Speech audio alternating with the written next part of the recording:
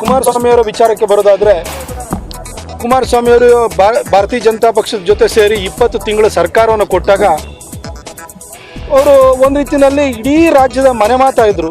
ಅವರ ಒಂದು ಗ್ರಾಮ ವಾಸ್ತವ್ಯ ಇರ್ಬೋದು, ಅವರು ಜನರ ಜೊತೆ ವರ್ತಿಸ್ತಿದ್ದಂಥ ರೀತಿ ಇರ್ಬೋದು, ಎಲ್ಲರನ್ನೂ ಕೂಡ ಬ್ರದರ್ ಅಂತ ಕರಿತಿದ್ರು, ಯಾರನ್ನೂ ಕೂಡ ಅಣ್ಣ ತಮ್ಮ ಅಂತ ಕರೆಯುವಂಥ ಒಂದು ಹೊಸ ಪದ್ಧತಿನ ಹುಟ್ಟಾಕಿದ್ರು.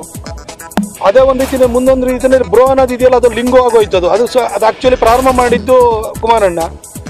ಯಾರೇ ಎದುರುಗಡೆ ಸಿಕ್ಕಲಿ ಯಾವ್ದಾದ್ರು ಮಹಿಳೆಯರು ಬಂದು ಏನಾದರೂ ಕಷ್ಟ ಅಂತ ಹೇಳ್ಕೊಂಡ್ರೆ ಅಲ್ಲೇ ಒಂದು ರೀತಿಯಲ್ಲಿ ಕರುಣಾಮಯಿ ಕುಮಾರಣ್ಣನ ರೀತಿಯಲ್ಲಿ ವರ್ತಿಸಿದ್ರು. ಒಳ್ಳೆ ಹೆಸರನ್ನು ಪಡ್ಕೊಂಡಂಥವ್ರು. ಇವತ್ತಿನ ಪರಿಸ್ಥಿತಿ ಬಗ್ಗೆ ನಾನು ಮಾತಾಡೋಕ್ಕೆ ಹೋಗಲ್ಲ, ಆದರೂ ಭಾರತೀಯ ಜನತಾ ಪಕ್ಷದ ಜೊತೆ ಇದ್ದಾಗ ಕುಮಾರಣ್ಣ ಇಡೀ ರಾಜ್ಯದಲ್ಲಿ ಮನೆ ಮಾತಾಗಿದ್ದರು. ಇವತ್ತಾದ್ರೂ ಅವರಿಗೆ ಅರಿವಾಗಿದೆ, ಏನೋ ಅಲ್ಲಿದ್ದಾಗ ನಾನು ಚೆನ್ನಾಗಿದ್ದೆ ಅನ್ನೋದು. ಅದಷ್ಟು ಸಾಕು. ಕುಮಾರಣ್ಣಂಗೆ ದೇವರು ಒಳ್ಳೇದು ಮಾಡಿ.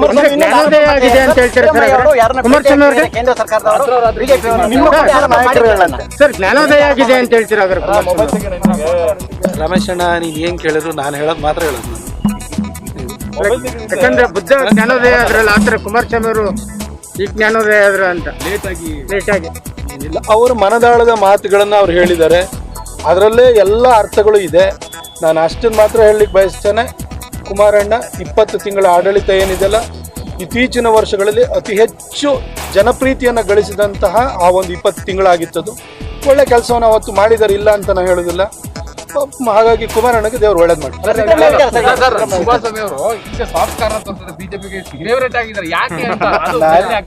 ನಾನು ನಿಮಗೆ ನಾನೊಬ್ಬ ಸಾಮಾನ್ಯ ಒಬ್ಬ ವ್ಯಕ್ತಿಯಾಗಿ ನಾನು ಹೇಳಲಿಕ್ಕೆ ಬಯಸ್ತೇನೆ. ಅವರು ಮುಖ್ಯಮಂತ್ರಿ ಆದಾಗ ಬದಿಗಿಟ್ಟು ತತ್ವ ಬಂತು ಹೊಸ ನಾಯಕತ್ವ ಅಂತ ಹೇಳ್ಬಿಟ್ಟು ಒಂದು ಲೇಖನನ್ನು ಕೂಡ ಬರೆದಿದ್ದೆ. ಭಾಳ ಯಂಗ್ ಏಜಲ್ಲಿ ಮುಖ್ಯಮಂತ್ರಿಯಾಗಿ ಭಾಳ ಪ್ರಬುದ್ಧತೆಯಿಂದ ವರ್ತಿಸಿ ಒಳ್ಳೆ ಆಡಳಿತವನ್ನು ಕೂಡ ಕೊಟ್ಟಿದ್ರು. ನಾನು ಅದಕ್ಕೆ ಕುಮಾರಣ್ಣಗೆ ಏನು ಅಂದರೆ ಜನರ ಪ್ರೀತಿ ವಿಶ್ವಾಸನ ಗಳಿಸಿದ್ರು ಅನ್ನೋದನ್ನಷ್ಟೇ ಹೇಳಲಿಕ್ಕೆ ಬಯಸ್ತೇನೆ. Thank you.